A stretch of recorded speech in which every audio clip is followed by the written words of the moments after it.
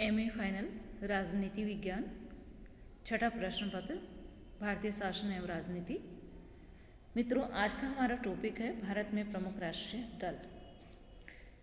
हम प्रमुख राष्ट्रीय दलों की बात कर रहे हैं मित्रों। हम प्रारंभ करना चाहेंगे। प्रमुख राष्ट्रीय दल के रूप में हम कांग्रेस के बारे में पहले ही पढ़ चुके हैं। भारतीय राष्ट्रीय कांग्रेस, जिसकी स्थापना 1885 में हुई थी और जिसको कांग्रेस ई के नाम से जाना जाता है। अब हम चर्चा करेंगे भारतीय जनता पार्टी की। जनता पार्टी की केंद्रीय कार्य समिति द्वारा दोहरी सदस्यता को अस्वीकार कर दिए जाने पर श्री लालकृष्ण आडवाणी द्वारा दिल्ली में 6 अप्रैल 1980 को जनता पार्टी के सदस्यों का एक 2 दिवसीय सम्मेलन बुलाया गया, जो दोहरी सदस्यता के प्रश्न को एक सही मुद्दा नहीं मानते थे। इस सम्मेलन में लगभग 4000 प्रतिनिधि शामिल हुए। सम्मेलन में भूतपूर्व जनसंघ दल को पुनर्जीवित करने के स्थान पर एक नए दल भारतीय जनता पार्टी की स्थापना की गई। श्री अटल बिहारी वाजपेयी को इस नवीन दल का अध्यक्ष और श्री लालकृष्ण आडवाणी, सिकंदर बख्त तथा मुरली मनोहर जोशी को दल का महासचिव नियुक्त किया गया। भूतपूर्व जनसंघ दल से संबद्ध जनता पार्टी सदस्य तो इसमें शामिल हुए ही, इसके साथ ही सिकंदर बख्त, राम जेठमलानी, शांति भूषण और के.एस. हेगड़े जैसे व्यक्ति, जिनका जनसंघ या राष्ट्रीय स्वयंसेवक संघ से कोई संबंध नहीं रहा, वे भी इस पार्टी में शामिल हुए। पार्टी ने जयप्रकाश नारायण की संपूर्ण क्रांति तथा गांधीवादी अर्थदृष्टि को अपना आदर्श बनाया और 6 मई 1980 को जारी किए गए अपने आधारभूत नीति वक्तव्य में पार्टी को 5 निष्ठाओं से प्रतिबद्ध किया। ये निष्ठाएं हैं: राष्ट्रवाद और राष्ट्रीय समन्वय, लोकतंत्र, प्रभावकारी धर्मनिरपेक्षता, गांधीवादी समाजवाद और सिद्धांतों पर आधारित साफ सुथरी राजनीति। नीति वक्तव्य में दोहरी सदस्यता के संबंध में कहा गया कि जो सामाजिक व सांस्कृतिक संगठन राजनीतिक गतिविधि में संलग्न नहीं है, उनके सदस्यों का भारतीय जनता पार्टी स्वागत करती है, जब तक वे पार्टी की विचारधारा और कार्यक्रम में आस्था रखेंगे। उन संगठनों की सदस्यता को पार्टी की सदस्यता के प्रतिकूल नहीं समझा जाएगा। नीति वक्तव्य में देश की मूलभूत समस्याओं के संबंध में राष्ट्रीय सहमति को अपनाने की आवश्यकता पर बल दिया गया। पार्टी ने बड़े राज्यों के स्थान पर नियोजित विकास और कुशल प्रशासन की दृष्टि से छोटे राज्यों की स्थापना की आवश्यकता पर बल दिया, लेकिन साथ ही घोषणा की गई कि इसे वह राजनीतिक गतिविधियों और चुनाव का मुद्दा नहीं बनाएगी। तो ये भारतीय जनता पार्टी। और अब हम चर्चा करना चाहेंगे एक और प्रमुख राष्ट्रीय दल की। ये प्रमुख राष्ट्रीय दल के रूप में हमारे सामने है साम्यवादी दल। मित्रों, एम.एन. राय की प्रेरणा से 26 दिसंबर 1925 को भारत में साम्यवादी दल की स्थापना हुई। एम.एन. राय की सलाह से साम्यवादी दल कम्युनिस्ट इंटरनेशनल की शाखा मान लिया गया और सन 1928 में कम्युनिस्ट इंटरनेशनल ने ही भारत में साम्यवादी दल की कार्यप्रणाली निश्चित की। यथार्थ में भारतीय साम्यवादी आंदोलन सोवियत संघ की देखरेख में ही शुरू हुआ और कई भारतीय साम्यवादियों को सोवियत संघ में प्रशिक्षण भी दिया गया। स्वाधीनता आंदोलन के समय अनेक साम्यवादी नेताओं ने कांग्रेस के साथ मिलजुल कर कार्य किया, किंतु द्वितीय विश्व युद्ध के समय कांग्रेस और साम्यवादी नेताओं के दृष्टिकोणों में आकाश पाताल का अंतर आ गया। जहां कांग्रेस जनता को ब्रिटिश राज के विरुद्ध संघर्ष का आह्वान कर रही थी, वहां साम्यवादी जनता से आग्रह कर रहे थे कि ब्रिटिश सरकार से सहयोग करे। इसका कारण यही था कि सोवियत संघ और ब्रिटेन मिलकर के नाजी जर्मनी के विरुद्ध महायुद्ध लड़ रहे थे।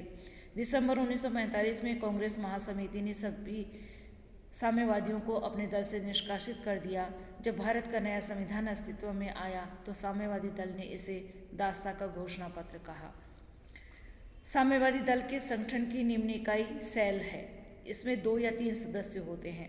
इसके बाद ग्राम, शहर, जिला एवं प्रांतीय स्तर पर सम्मेलन होते हैं। प्रत्येक स्तर के सम्मेलन की एक कार्यकारिणी समिति होती है। साम्यवादी दल की सर्वोच्च शक्ति और अखिल भारतीय दल कांग्रेस में निहित होती है। इसके प्रतिनिधि राज्य सम्मेलनों द्वारा भेजे जाते हैं। अखिल भारतीय कांग्रेस एक राष्ट्रीय परिषद का निर्माण करती है और यह परिषद एक केंद्रीय कार्यकारिणी समिति का निर्वाचन करती है। केंद्रीय समिति में महासचिव तथा दल के मुख्य नेता होते हैं। दल का एक केंद्रीय नियंत्रण आयोग भी होता है। साम्यवादी दल का संगठन लोकतांत्रिक केंद्रीकरण के सिद्धांत पर आधारित है। ये साम्यवादी दल है। इसी साम्यवादी दल में एक साम्यवादी दल मार्क्सवादी भी बन गया है, कम्युनिस्ट पार्टी मार्क्सिस्ट सीपीएम के नाम से।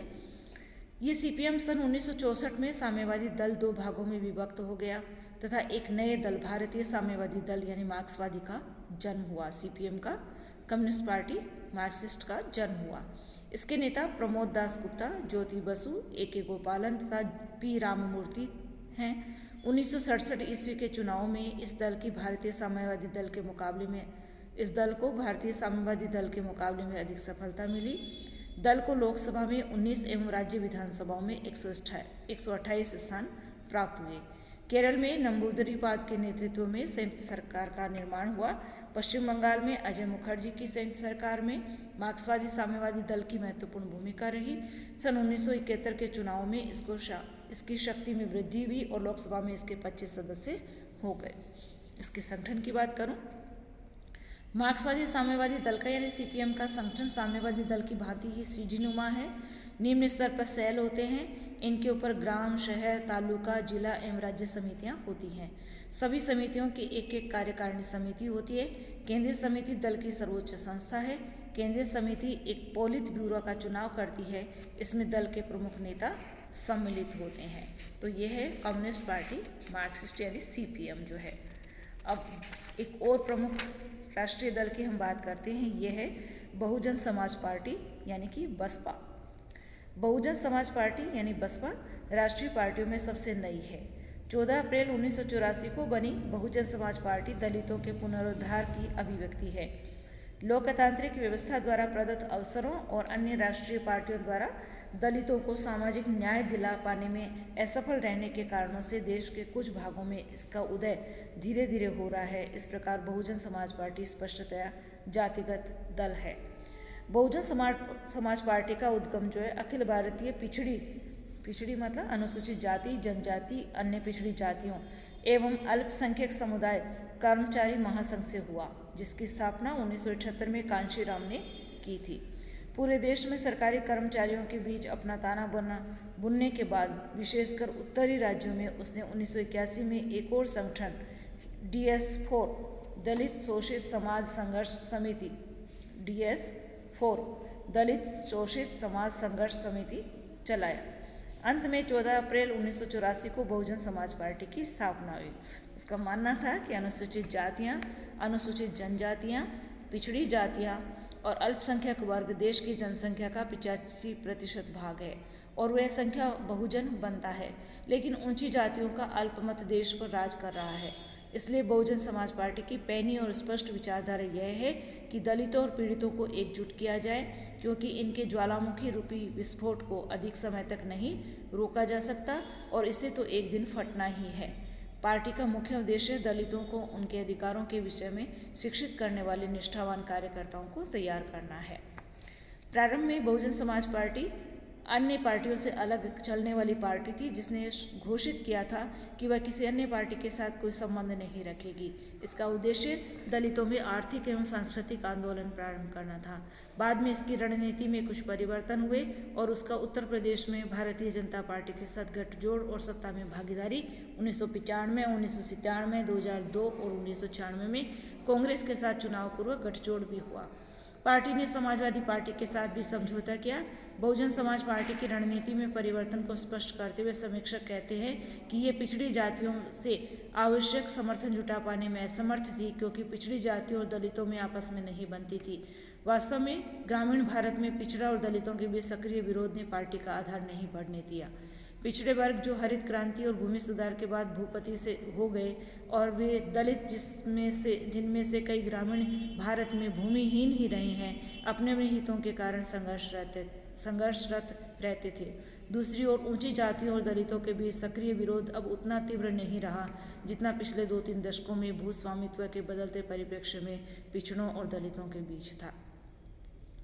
मित्रों, 1 दशक से भी कम समय में बहुजन समाज पार्टी कम से कम हिंदी भाषी राज्यों में इस सीमा तक राजनीतिक शक्ति बन गई है कि यह कांग्रेस, भारतीय जनता पार्टी और जनता दल जैसी बड़ी पार्टियों के चुनावी भाग्य को प्रभावित करने लगी है। इसके पश्चात बहुजन समाज पार्टी विशेषतः उत्तर प्रदेश, हरियाणा, राजस्थान, पंजाब और मध्य प्रदेश में निरंतर सभा लाभ की स्थिति में उभर रही है। पार्टी को अपने प्रयासों में अनेक गंभीर रुकावटों का सामना करना पड़ रहा है, जबकि बहुजन समाज का दावा एक दलित नेतृत्व के दायरे में केवल ऊंची जातियों को छोड़कर बाकी सबको एकत्रित करने की इच्छा की ओर इंगित करता है, परंतु इसकी विशेष अपील दलितों के प्रति रहती है, जो भारत की कुल मत संख्या के 16% से कुछ ही अधिक है। बहुजन समाज पार्टी का उत्तर भारत में सफलता के अतिरिक्त देश के अन्य भागों में कोई विशेष समर्थन नहीं है। दक्षिण भारत में विशेषतः अन्य दलित संस्थाएं भी हैं जिन्होंने अपना स्थान बना लिया है। तो ये आज के लिए प्रमुख हमारे राष्ट्रीय दल, जिसमें हमने सबसे पहले अपने लेक्चर में कांग्रेस के बारे में पढ़ा था। आज बीजेपी, कम्युनिस्ट पार्टी मार्क्सवादी यानी CPM और BSP यानी बहुजन समाज पार्टी। धन्यवाद।